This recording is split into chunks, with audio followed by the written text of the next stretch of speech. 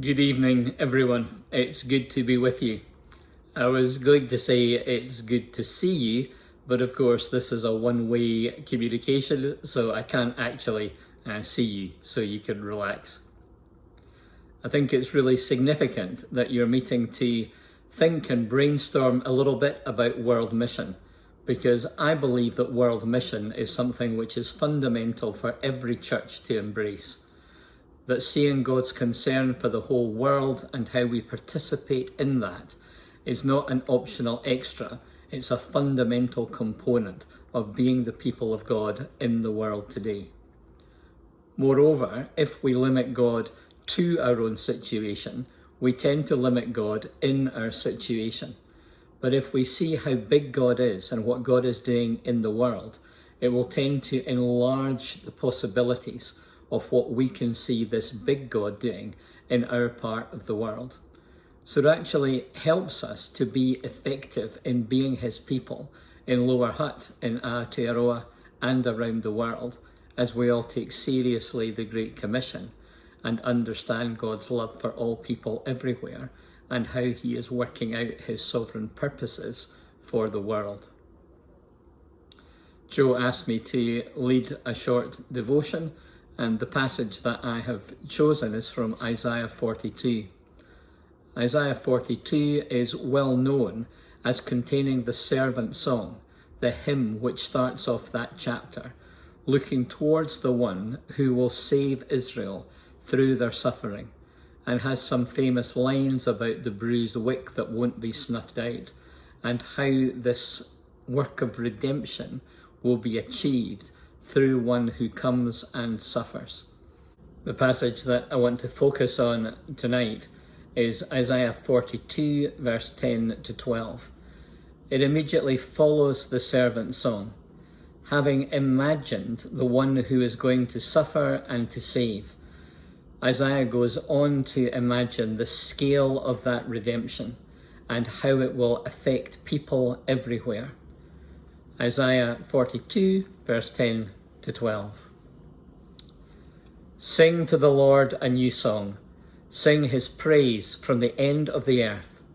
You who go down to the sea and all that is in it, you islands and those who dwell on them. Let the wilderness and its cities lift up their voices. The settlements where Kedar inhabits, let the inhabitants of Selah sing aloud. Let them shout for joy from the tops of the mountains. Let them give glory to the Lord and declare his praise in the coastlands. So this is a new song that is going to be sung everywhere. It's going to be a song of praise to God, and it's going to reach the ends of the earth. Isaiah, at the time of writing this, did not have any understanding or imagination that New Zealand might even be a place in the world. The edge of his world was the sea. But he is able to see that the implications of what he is looking towards has implications beyond the edge of his world, that it reaches down to the sea and all that is in it, and beyond the sea to the islands, and beyond the islands to the ends of the earth. This great song of praise will be sung from mountaintops and from coastlands. Two particular places are mentioned: the settlements where Kedar inhabits. The Kedar were a semi-nomadic tribe who lived in black hareskin tents. Selah is the capital of the region in the valley. So these two particular places that are mentioned really talk of the solidity of settlement and of power, but also of the nomadic and the transient. This is good news for people who are in cities, and it's good news for people who are on the edges, who travel about. It's hard to imagine a passage which is more fitting in thinking about the good news in New Zealand, with mountains and coastland and islands, and the whole kind of picture of this being an all-encompassing song of praise, which is directed to God and which calls more and more people into joining in with it. And I guess that would be the prayer of all the missionaries that Knox supports in different places, locally, nationally, and internationally, that this song of praise that you help us sing together would be something which brings music to the ears of those who need hope and love, and who need to know the good news of Jesus, which is the only thing which will bring salvation and peace to individuals, to communities, and to the world. And the fantastic thing is that no matter what is going on in the world, no matter the old music of violence and hatred and division and difficulty which fills our news screens on a regular basis, that there is a new song, and that new song is a louder song that will eventually eclipse all other songs, that at the name of Jesus, every knee will bow and every tongue confess that Jesus is Lord.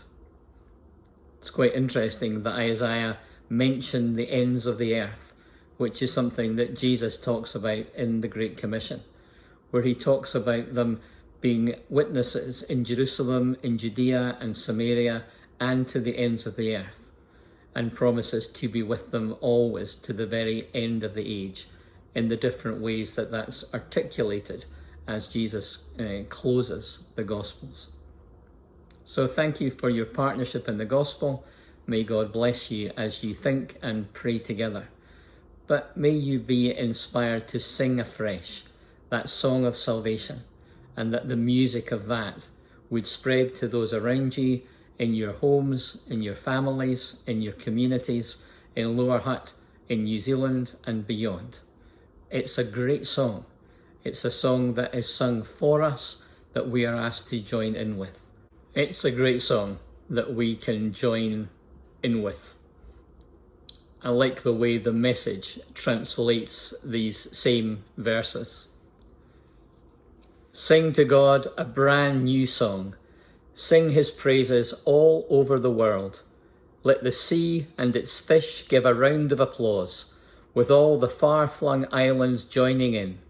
Let the desert and its camps raise a tune, calling the Kedar nomads to join in. Let the villagers in Silla round up a choir and perform from the tops of the mountains. Make God's glory resound, echo his praises from coast to coast. God steps out like he means business. You can see he's primed for action. He shouts, announcing his arrival. He takes charge and his enemies fall into line. I've been quiet long enough. I've held back, biting my tongue, but now I'm letting loose, letting go like a woman who's having a baby, stripping the hills bare, withering the wildflowers, drying up the rivers, turning lakes into mudflats. I'll take the hand of those who don't know the way, who can't see where they're going. I'll be a personal guide to them, directing them through unknown country. I'll be right there to show them what roads to take, make sure they don't fall into the ditch.